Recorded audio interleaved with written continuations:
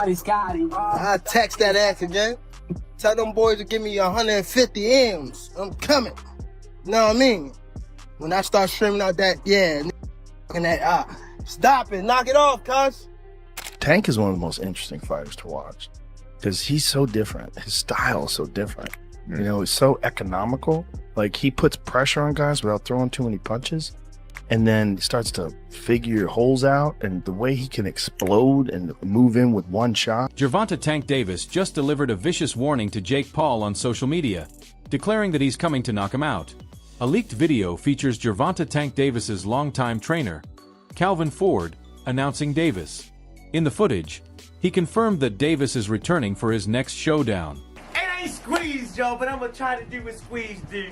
All the way from Baltimore, Maryland, from New York City, from Atlanta, From right up the street, goddamn. from LA, the one and only, the 3, 4, 5, 6, 7, 8, 9, 10, superstar, champion. He's everything to us. Gervonta Tank Davis. Mike Tyson sees similarities between himself and Gervonta Davis, saying a focused Davis is unstoppable. He believes Davis is the only fighter capable of defeating Shakur Stevenson, comparing Davis's raw punching power with Stevenson's and Keyshawn Davis's technical skill. Tyson expects a Davis-Stevenson fight, adding that if Stevenson dominates Davis, he would earn Tyson's respect. He's a great fighter. He's a great fighter. You know, especially when he's serious about it. You know, I don't know if he's as serious as he used to be. When he was serious, he was a hell of a fighter. Nobody came close. He's the only one I gave a chance against Shakur and that guy, Keyshawn Davis, they're scary fighters too, because they're sophisticated. The other guy's sophisticated than me, but Tank is just the force of nature. You know, you just gotta give him the credit. You know, even though he's talking stuff, he's the man. If they ever fight, Excuse me? If they ever fight, Shakur Who fight? and Tank. Shakur and Tank, oh God, I don't even, whoa. It's gonna be interesting, because if Shakur handles this guy like he did Lopez, I'm gonna say the hell with him. I'm gonna say the hell with Shakur, man. If he just handles this guy like he's the hell with him. Joe Rogan praised Gervonta Davis as one of boxing's most captivating fighters in boxing, emphasizing his rare ability to create smart pressure without wasting a single punch. He explained that Davis carefully studied opponents, waiting for the perfect moment before unleashing explosive fight-ending power from unpredictable angles. According to Joe Rogan, that blend of patience, precision, and destruction made Tank must-watch television every time he stepped through the ropes. Tank is one of the most interesting fighters to watch because he's so different. His style is so different. You know, it's so economical. Like, he puts pressure on guys without throwing too many punches, and then starts to figure holes out, and the way he can explode and move in with one shot. In his own words, Gervonta Davis made his intentions clear during a live stream, telling Shakur Stevenson's camp to send the offer and he would show up ready for war. He made it clear that if they came with the right number, he was stepping in to handle business. I text that ass again. Tell them boys to give me 150 M's. I'm coming. You know what I mean? When I start streaming out that, and that, stop it, knock it off, cuz. Stop it. Tell them send that bag, and I'm coming. And I'm, you know. A boxing analyst acknowledged Shakur Stevenson's defensive prowess, but argued Gervonta Davis's potential remains unseen. Beyond Davis's power is his patience and efficiency. He throws measured, impactful punches. While Stevenson has shown an ability to press the fight, Davis's calculated approach presents a unique challenge, testing the limits of Stevenson's defense against a fighter who maximizes every possible opportunity. Shakur Stevenson. Shakur might have better defense, but at the end of the day, I still think we haven't seen the best Tank Davis. That's what people always power. We still haven't seen the best Tank Davis. And Shakur, for the most part, he comes forward. Tank Davis, all he takes is one shot. He's a very patient fighter. He doesn't throw a lot of shots, but every shot he throws, he makes them count. Shakur Stevenson made it clear that he wanted the fight with Gervonta Davis and was ready to move forward whenever the opportunity arose. He urged Davis to take the initiative and actually make it happen rather than letting the talk fade into speculation. Stevenson positioned himself as willing and waiting with nothing standing in the way except Tank's decision to step up. He emphasized that the ball sat squarely in Davis's court and fans deserved to see the matchup finally come together. For Shakur, the time to fight was now. No more delays. No more excuses. Realistically, will we ever see y'all two in the ring? However way it get there, will we ever see that match? I would love it. Tank got to stand up straight and narrow too, man. I would love it. My son gotta, you know, man, he gotta get on power. I would love it, but at the end of the day, once again, if somebody says they never gonna fight me, then you can't rely. Yeah, you gotta move on. I don't need you, gotta bro. move on. I got you, but like I said, if any fighter have an issue with me, because I feel like Tio was jealous of me. Mm-hmm. I told him this several times. Any fighter have any issue with me, let's do it. sign the contract, turn the lights on bright, let millions come around the seats to see what's happening, and pull up on me. Gervonta Davis brushed aside the notion that Shakur Stevenson deserved to be called the best, pointing out that he had yet to prove himself at 135 pounds. He noted that even at the lower weights, Shakur never showed real knockout power skill. Davis argued that slick boxing only took you so far. Eventually, someone with real power would land clean. And the real question was how Shakur would handle that moment. Shakur Stevenson. Why people even talk like he the best at, he didn't even fight at 135 yet. He didn't even have power at 126, 30 or none of that. He is good. Okay. How can you, all that's just okay. How can you stop people that can actually hit? No matter all that boxing, you gonna get hit.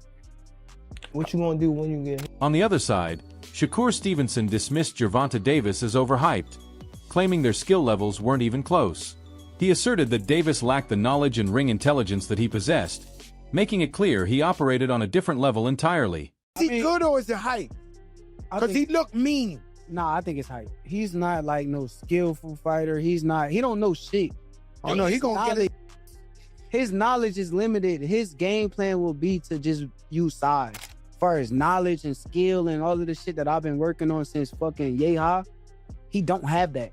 He don't know what that is. So, it's a cool fight, but... As discussions surrounding Gervonta Davis's comeback intensified, a boxing analyst explained why the Pitbull Cruz rematch made the most sense for his return. After sitting out for nearly a year, jumping directly into a dangerous fight with Lamont Roach carried serious risk, especially with Roach remaining active and building momentum throughout that time. Cruz, meanwhile, delivered non-stop action in their first fight, and the storyline practically wrote itself. Davis won that night while fighting with one hand. The analyst believed Davis would also return much sharper this time. Now, everybody knows that the fight between Gervonta Davis and Pitbull Cruz is most likely the next fight to take place. Because, number one, it is a return. Gervonta Davis has not been in the ring in a year. He's not going to go right back to Lamont Roach, who was a tough fight while he sits for a year, and Lamont Roach has multiple fights, whether or not they're a draw or not. It's not going to happen. Gervonta Davis is going to put him in the position to win. So Gervonta Davis and his comeback fight. Comeback this against Pitbull Cruz, who, while it is a very interesting fight and it has a storyline, Gervonta Davis was able to win with one hand in the last fight. Now, Pitbull Cruz obviously will be more prepared this time for Gervonta than he was the first time around, but also Gervonta will be more prepared for Pitbull the second time around. Also, it is something, a fight where it is almost, to tell you the truth, impossible for the fight not to be entertaining. As the conversation shifted toward the pecking order in the division, Timothy Bradley didn't sugarcoat the situation for Keyshawn Davis. He laid out the reality of where he stood, making it clear that Shakur Stevenson currently sat at the top, holding the position every fighter dreamed of occupying. Bradley reminded Davis that he had been fighting on Shakur's undercards and would likely remain there unless he made a change. He warned that beggars couldn't be choosers. If Davis refused to step up and face Shakur, he had no room to complain about his position. There was only one seat at the top and Shakur occupied it. The only way that changed was if someone actually stepped into the ring and dethroned him. Until then, beggars can't be choosers. Beggars can't be choosers. Both of you guys are around the same weight class. I know you guys said that you shouldn't fight each other. You guys don't want to fight each other. You made a promise, I guess, to yourselves. However, Keyshawn, understand this, okay? Right now, Shakur is the man. He's the man right now, okay? You were on his undercard. You will continue to be on his undercard. Both of you guys don't have guys that want to face you. I don't know if you're okay with being second, Keyshawn. I don't know. There's only one seat at the top. And that's where Shakur is going to be. He's going to be on that. Bradley doubled down on his stance, insisting that Shakur Stevenson wouldn't leave the throne unless someone actually stepped up and dethroned him. He reminded Keyshawn Davis that Shakur's dominance stretched across multiple weight classes, 135, 140, even 147, while Davis still hadn't claimed a belt at 140. Bradley brushed aside the complaints about nobody wanting to fight him, pointing out that the obvious solution was sitting right in front of them. If both fighters truly wanted to prove they were the best, they needed to stop waiting and actually fight each other. And the only way that he gonna get off that throne is he gotta be dethroned. That's the only way. So when you look at your career and the end of your career, look ahead. Like I told you, you're gonna always be second. Because you have to dethrone the king. That's where Shakur is going. He's going to be that guy. 135, 140. 130, 126. Keyshawn, belt 135. You won a belt. No, you didn't win the belt at 140. Shakur is there. 47, possibly. As rumors swirled about Gervonta Davis targeting a rematch with Pitbull Cruz, Lamont Roach Sr. stepped forward to question the logic behind it. He acknowledged that Cruz gave Tank a competitive fight the first time, but made it clear there was never any doubt about the outcome. Davis won. Plain and simple. Roach couldn't understand why fans or Davis's team would push for a rematch when the result was already decided. If Tank's Cruz over his son Lamont was enough to convince Roach, that told him everything he needed to know about where things really stood. He pointed out that none of the top names seemed eager to step into the ring with Lamont. Talking to certain analysts, they say, listen, Tank Davis looked at that fight and seen something in Pitbull Cruz. Do you feel that that's the same way? I don't know. You know, I don't know what's planned, if that's a fight. He already Why beat all Pit- of a sudden he already that's a beat, yeah, fight? he already beat Pitbull. You know, everybody want to see him. If he gonna fight, you know, everybody want to see the rematch. You know, that's with us versus a rematch with them. That's a fight. Nobody wants to really. I don't think nobody calling for it. So he already beat him. You know, it was a good fight, but it wasn't no question who won the fight with him and Pitbull. Tank won that fight. So to fight him over us, I don't see the logic in that. You got to talk to their team and what they believe, but we just can't get none of them guys back in the ring with us, man. So that just says a lot about my son. As speculation continued over who Gervonta Davis would face in his return, Lamont Roach Sr. stepped forward to make a strong case for why his son deserved the opportunity over Pitbull Cruz. He acknowledged that Davis carried his own fan base and didn't need anyone else to sell a fight. Tank's name alone would bring the crowd regardless of the opponent.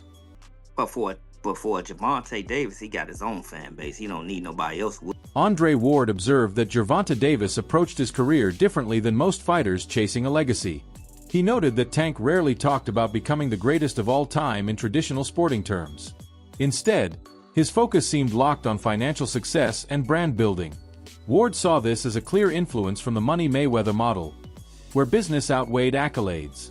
While this approach meant Davis's legacy might not be defined by in-ring achievements alone, Ward suggested the fighter was prioritizing something equally important, securing his future.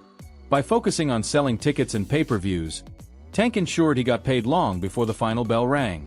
For Ward, it was a calculated trade-off, chasing greatness in the bank account rather than just the history books. I don't remember the last time that I've heard Gervonta Davis say, I'm in boxing to be the greatest fighter of all time. I've heard him say that he's better than certain guys in his weight class, or this kid can't beat me. I've heard that. I can't remember, and maybe y'all can keep me honest online. The last time I've heard Gervonta Davis talk about his legacy in the ring. Like I'm building my legacy. I'm trying to outdo Floyd in legacy. Like, I think it started like that for him. But the influence of Floyd Mayweather, Money Man, not Pretty Boy, but the Money Man, and building your brand and selling tickets and selling pay-per-views and becoming a household name, that's also a legacy. You got the legacy in the ring and you got the legacy in terms of how you sold. I believe Gervonta Davis is more focused on selling tickets and making money and securing his future for himself and his family. Chris Algieri delivered a blunt assessment of Gervonta Davis, claiming the star fighter had been mentally checked out of boxing since well before his last fight. He pointed to an old interview where Tank openly talked about retiring early to focus on his family. A sign, Algieri argued, that his heart was no longer fully invested in the sport. The recent draw against Lamont Roach only confirmed what many suspected. Davis was no longer the same hungry fighter who once terrorized the division. Algieri stated that Tank now actively avoided serious boxers because he simply lacked the desire for tough, career-defining battles. According to him, the fire that once made Davis dangerous had faded, leaving behind a fighter just going through the motions.